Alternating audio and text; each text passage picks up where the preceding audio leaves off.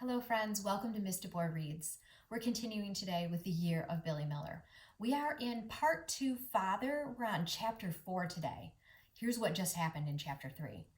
Billy had his diorama all set and Sal wrecks it, right, with dumping a bunch of glitter in there, and he's pretty upset. Papa tries to help, and they're able to get most of the glitter out except for those few remaining bits that we now found out those calcite crystals are called mica. And that adds an extra feature to his diorama. So I think Miss Silver is going to be pretty impressed. Unfortunately, Emma Emster heard Billy call his dad, Papa, and he's really embarrassed by it. And she's like, that's so babyish. So there's a little bit of a downer in there. Let's find out what happens today when Billy goes to school and shares his diorama. The Year of Billy Miller by Kevin Henkes. We are in part 2, Father, and we're on chapter 4 today.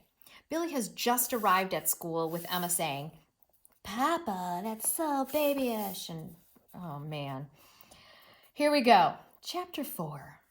One by one, the students in room 2 stood beside Miss Silver's empty desk and presented their dioramas to the class. When it was his turn, Billy shook his diorama to demonstrate how his bat could fly, right? So cool. And he described his habitat, explaining how he'd use glitter to look like mica. He didn't mention Sal or fairies. He tried to remember Papa's words. He said, mica sparkles like jewels. It is a mineral in caves. It's like glitter. Billy had been looking down as he spoke, but when he had nothing else to say, he raised his eyes, connecting with Miss Silver's. She was in the far corner of the room, sitting casually on the window ledge, holding a clipboard. Miss Silver nodded approval, and Billy felt proud. He also felt a surge of relief when he was done. Back with his table mates, he sank into his chair, loose and slack as a rag doll. He sounds relaxed. The glitter was a nice touch, Billy, Miss Silver said, before she called Ned to take his turn. Billy glowed. Was the big bat the Papa bat? Emma whispered. Billy pretended not to hear her. Right? Isn't that a good technique for people that are kind of bullying you to just ignore? Yeah. But inside, he wanted to be a bat. First, he'd bite Emma, poison her, possibly causing death. Then he'd fly away, tracing widening circles in the sky to a place where there were no girls. How'd it go? Asked Papa. Whoa. We just went from school to where are we? Billy's back home. This is one place where readers really have to keep track of what's happening in the story, like where and when. Here's where they are. How'd it go? Asked Papa. Good, said Billy. Just good? Great, said Billy. Tell me everything, said Papa.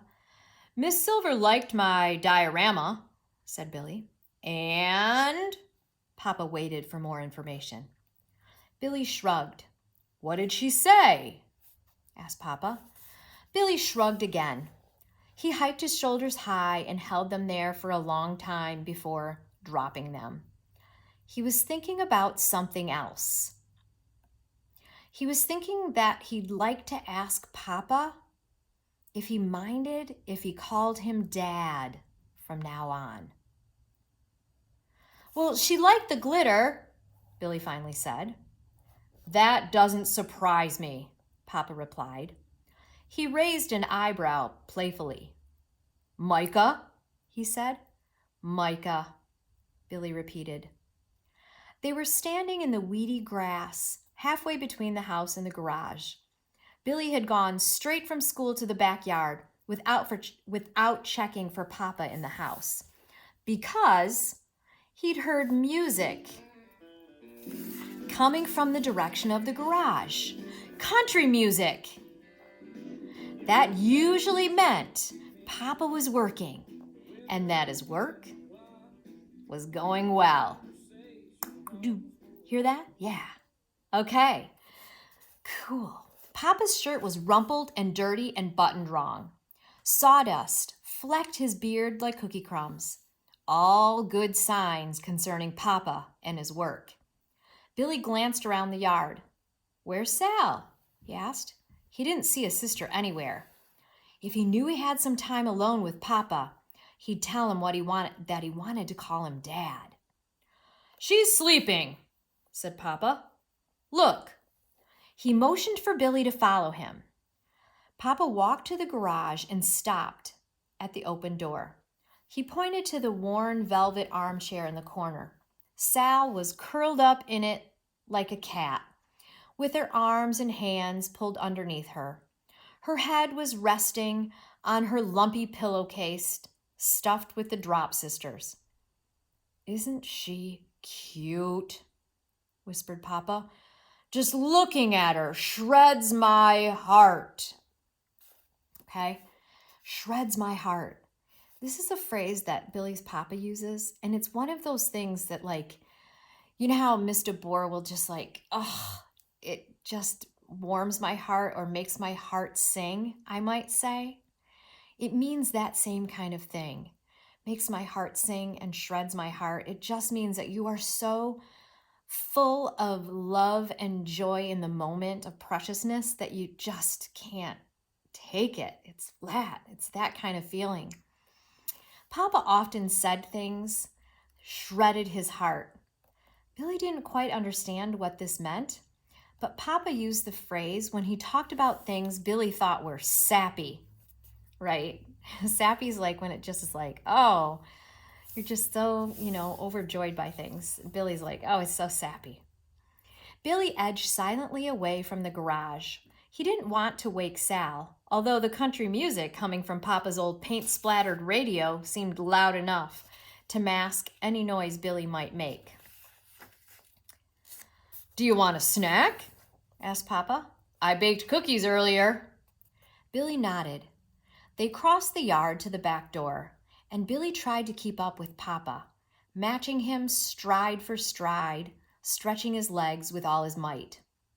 At the kitchen table, with a plate of Papa's oatmeal raisin cookies between them, and one cookie already in his belly, Billy asked his question.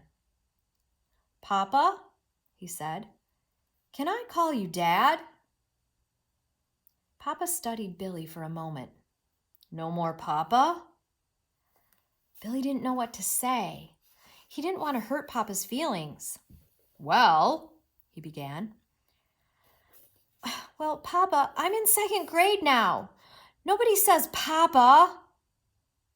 His voice clouded. "It's babyish." Papa reached for his beard, tugged on it. "No more Papa." He made a sad face, a long, droopy clown face. But Billy knew he was joking, right? Papa will understand, even though part of saying Papa might even shred his heart. Such a sweet way to call someone. "Is it okay?" asked Billy. "Of course," said Papa, smiling. He arched his eyebrows. "Maybe one day you'll want to be called something else."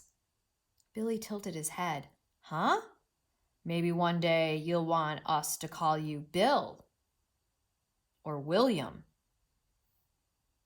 So some names are shortened, like Billy's name is actually a shortened version of William.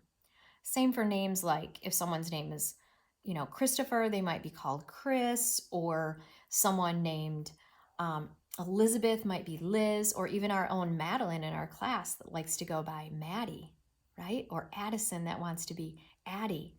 It's kind of those shortened versions. Here's how Billy responds, though. "No," said Billy. "I'm Billy. Promise to always call me Billy." Papa tugged on his beard again. "I promise to always call you what you want to be called."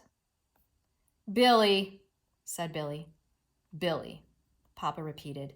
And then after a few seconds, he said, "Hey, Well, what about Ned? Will he still call me Papa?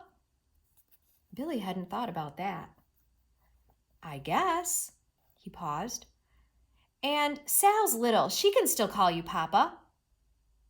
What about Mama? Will you call her Mom?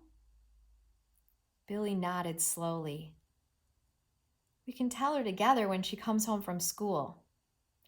They fell silent. Billy chose another cookie and bit into it. He looked at Papa, taking him in.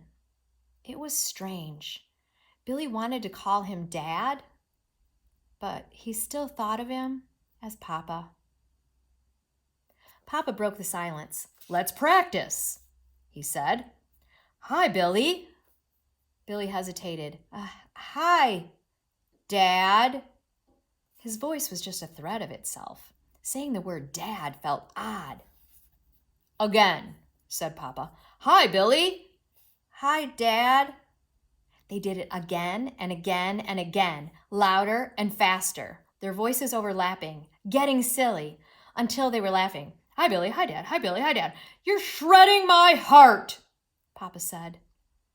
But Billy was still laughing, and he didn't know how to respond anyway. And so he took a deep breath and just kept laughing. So sweet. I love this exchange in this chapter.